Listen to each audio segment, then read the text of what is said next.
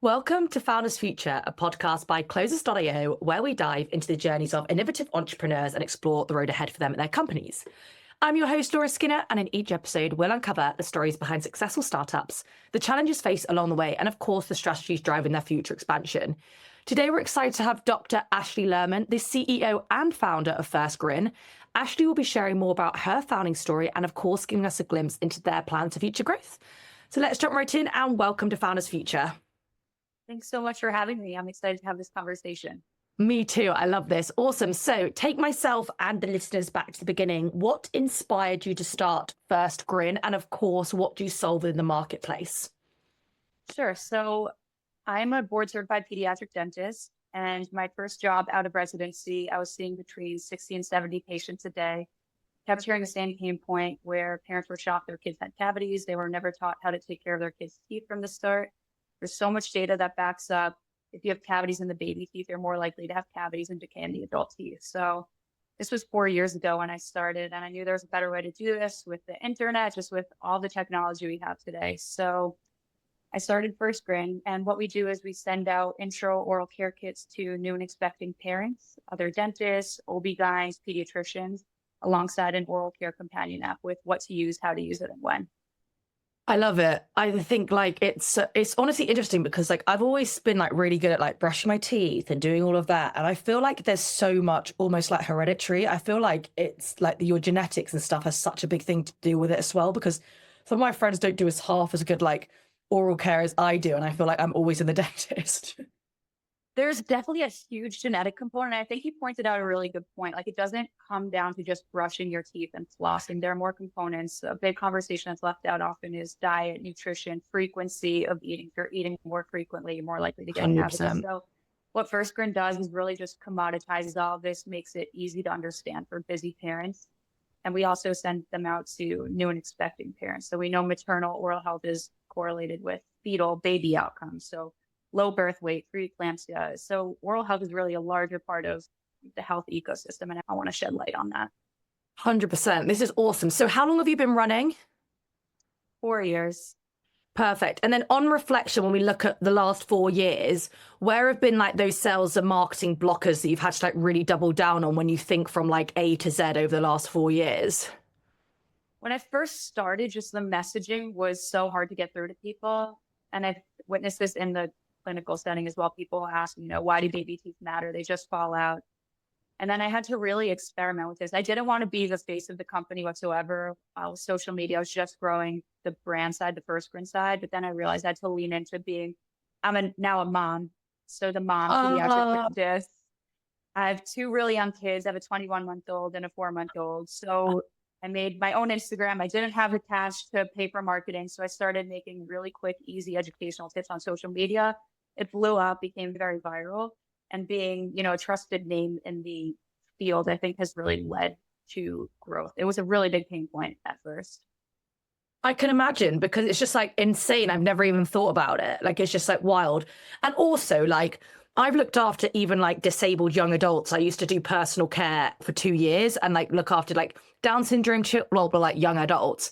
And even for them, this could be huge, because actually educating on how important it is, because brushing their teeth was just a nightmare, full stop.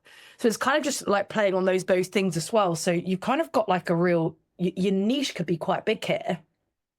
100%. Yeah. And you point out special needs patients. That's exactly what we aim to do. Is also oral health isn't part of the conversation, but even to have 1% of the conversation thought about, so you can just put a little bit of effort into prevention. I'm always about progress over perfection. We're not jumping on your backs. You're not brushing every single day, but we hope that we bring it to mind.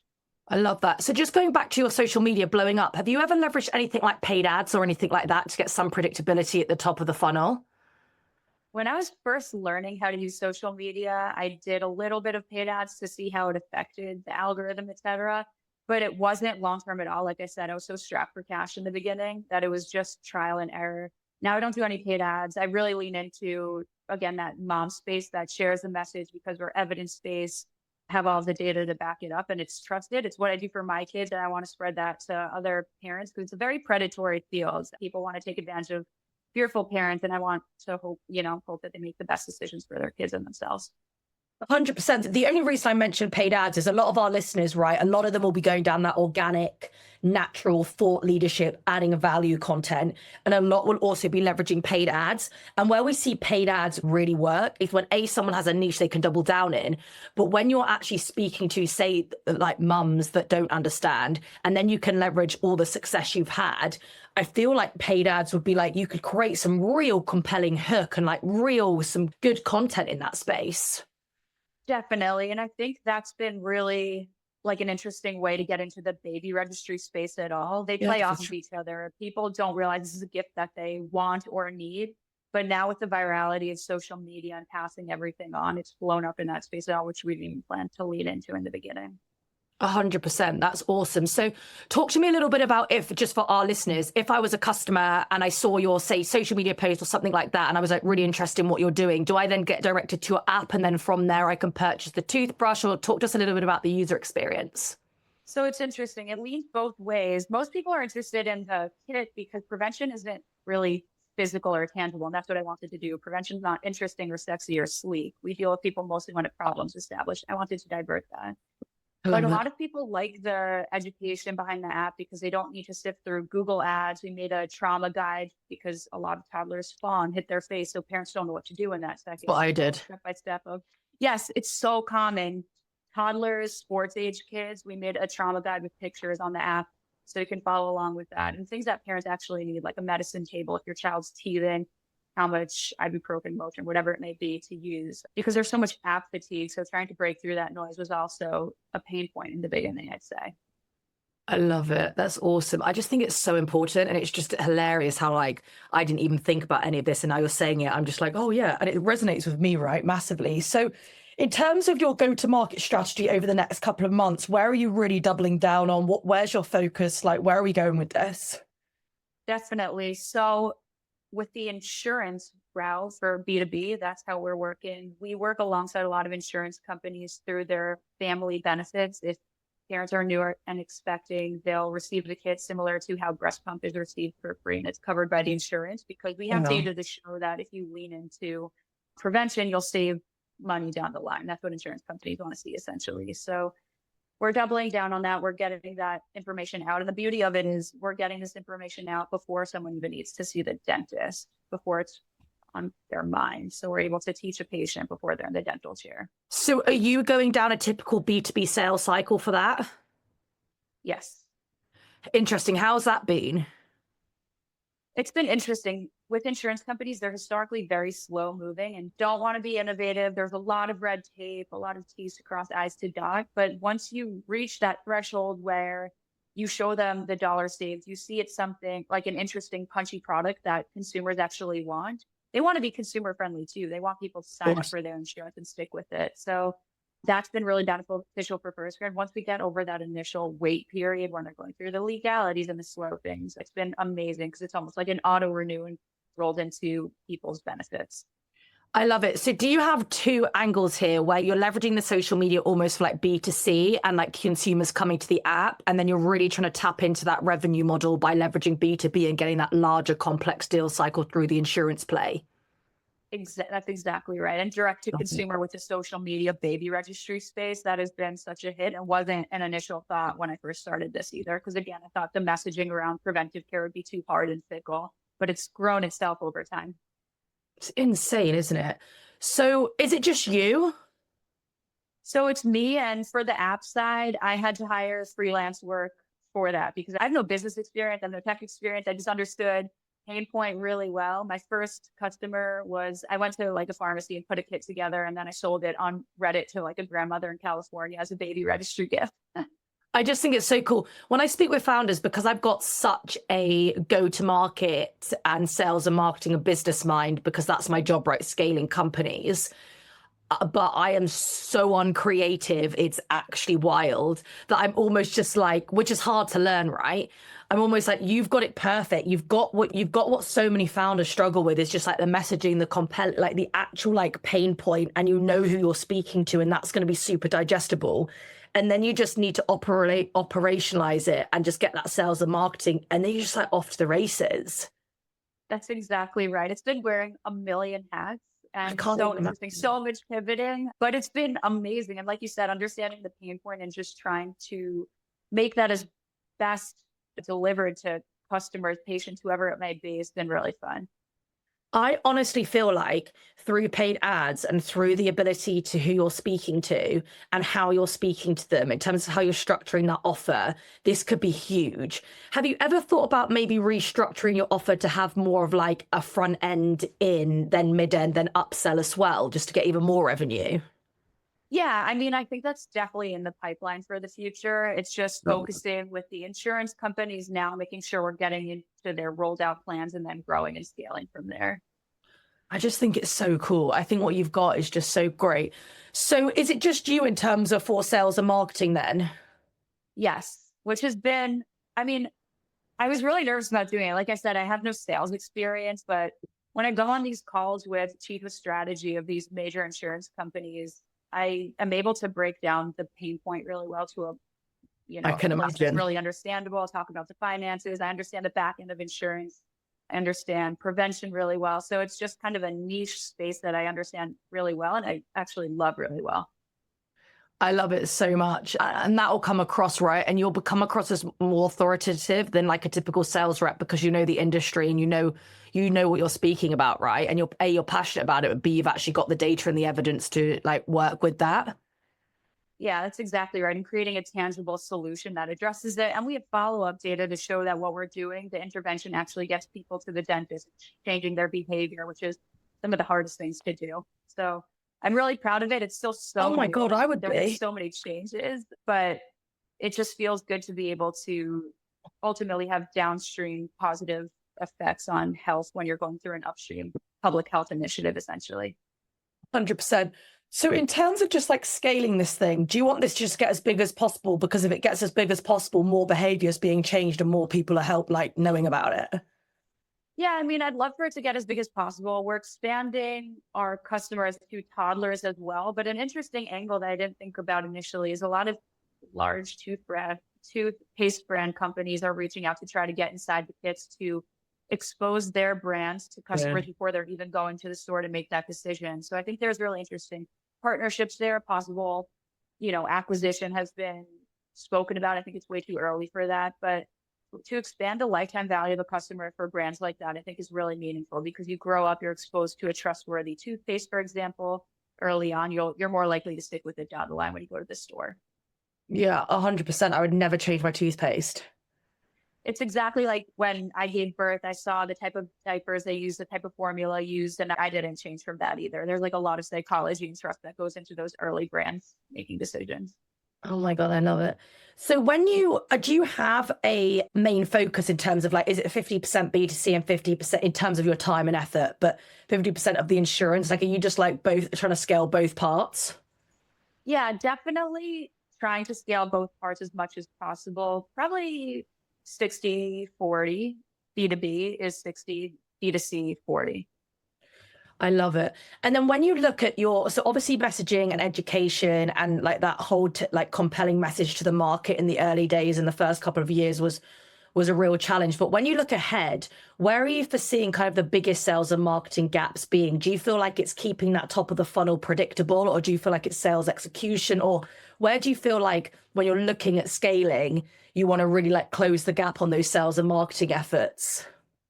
Yeah, so I think a lot of it's messaging. There's a lot of changes going on in I've public health heard. right now in the States. Yeah, so especially with toothpaste, when it comes to ingredients like fluoride and what the data says versus what a customer is going to use, it's a very unique challenge. As well as if we have agreements with state Medicaid versus commercial payers, where government dollars go may be shifting. So those are kind of interesting changes. Our messaging is going to remain the same. It's all going to be based in evidence. So again, we want customers, patients, members to feel most confident on what they can do because there is a lot of like holistic, not backed in science solutions as well, but they're very successful in marketing and do a great job on social media to customers. So I think just maintaining truth to the brand and what we do is something that may be a little hairy going forward, just what the climate is like here. Yeah, I've heard wild. I mean, my BBC News notifications this weekend are just going through the Blowing roof. up. I'm Sure. Honestly, it's just an absolute mess at the minute. So in terms of the B2C play, just so I can understand this, do you ever speak to any of your customers there, or is it pretty self-serve? Generally self-serve. Nice. So you just have them coming to the app and then purchasing it via the app? Either that way or they order the kit and inside there are QR codes where they convert to the app. So there's an 84% conversion rate from opening the kit to downloading and using the app, which is That's really high. And insane. it's really high. I think it's because the cohort that we're dealing with, parents, caregivers, are very motivated to learn and do the best for their kids. That's what we've received on feedback and focus groups and just trying to figure out how it was so high. It's almost, and I know you're going to laugh when I say this, but it's almost equivalent to dogs in the sense, like, you know, dog owners that are just like super passionate about like what they feed their dogs. And they're just, it's almost getting, especially in the UK, it's almost getting slightly obsessive how people are like, they're like humans now. It's like that with children, isn't it? It's just like, they just want to do everything right. I know like a lot of my cousins are like all pregnant at the same time and some can breastfeed and some can't. And like, some of the cousins are like, she makes it sound like it's liquid gold dust, but I can't do it. And it's like, it's funny how like, as a parent, you're so absorbed around what's best for your child. So locked in, so locked in. It's just such an interesting cohort to work with, like you said, but that plays into the virality as well, because once you are known as the brand to do a certain thing well in that space, word of mouth really takes over. And I think we've kind of hit the nail on the head with that. Yeah, for sure. It sounds it. And then just like looking forward into the future, do you feel like you'll always want to be in these sales cycles, or do you feel like there's an opportunity to bring someone on to come and kind of close these deals for you to get yourself out of it? I mean, I love it right now. I don't know what the future holds. I think I have to be the person doing it right now to explain the problem, to show the data, all of these things. But down the line, I could definitely see someone stepping in while I pursue other things in terms of growing it, not just to pregnant, new and expecting parents, young kids, but even to the teenage, older, and adult population. I love it. And how has it been like for you on this journey of the last 4 years? So what was that pivot into it like? And like, can you speak to just a little bit about your journey and what's it been like for our listeners? Yeah, I'm so frustrated seeing these patients day in, day out with the same problem. It felt like I was putting a Band-Aid on a boat that was sinking with a huge gap in it. And I was like, there needs to be a better way. It was really scary taking that first leap. There have been so many decisions where it's just really scary. I'm like, I don't know how this is going to play out, but I need to jump into it and do it anyway. I know this pain point like the back of my hand better than anyone else. I'm a mom. I understand what parents deal with. I know what kids are like. I know what all types of behaviors are like, different medical conditions. So I have to just lean into my voice being the one that is ultimately going to be the best to solve this problem. And that doesn't make it any less scary or less challenging. It's just, I try to take that confidence boost and when I give myself those self-motivating talks. I know it must be crazy, especially like being a parent yourself. That must give you like a real life view on it as you're almost like the consumer as well. Yeah, that's exactly right. And I have a toddler, my older one hates brushing his teeth. So I'm like, this is a blessing in disguise, because if my child loved brushing his teeth, that's such a small percent of the population. Like, I'm really dealing with this problem. I'm trying to make creative solutions for you. And I think just gaining that trust and knowing I'm going through the process too has been really helpful as a parent, as an entrepreneur, those things. Oh my God, I love it. I love the fact that you're a parent selling this. It just adds so much like belief and trust to the solution. So before we wrap, because it's been super inspiring, what are your key lessons learned, key takeaways, anything you can share with our listeners in terms of that like operational business side of the last 4 years? Yeah, I mean, I think the biggest thing is nothing will ever be perfect. If you don't know the answer to a decision, make a decision and then you can reflect back on it, because stagnating, pausing, I feel like is the worst use of time. I've made bad decisions. You just have to pivot, move back, and resilience has been such a key characteristic. And you don't know where the market will shift exactly. You can follow trends, but you have to follow your gut with a lot of things, turn to your 100%. mentors, find trusted people in this space, and just keep moving forward. I love it. God, I love it. You're doing something special and it's great. So that does wrap up another inspiring episode of Founders Future. I want to thank Ashley for sharing her incredible journey and insights with us today. To our listeners, if you enjoyed this episode, do not forget to subscribe to Founders Future via wherever you listen to your favorite podcasts. You can also find more resources and insights at closers.io, where we're dedicated to helping businesses accelerate their sales through world-class marketing systems. We look forward to seeing you in the next one.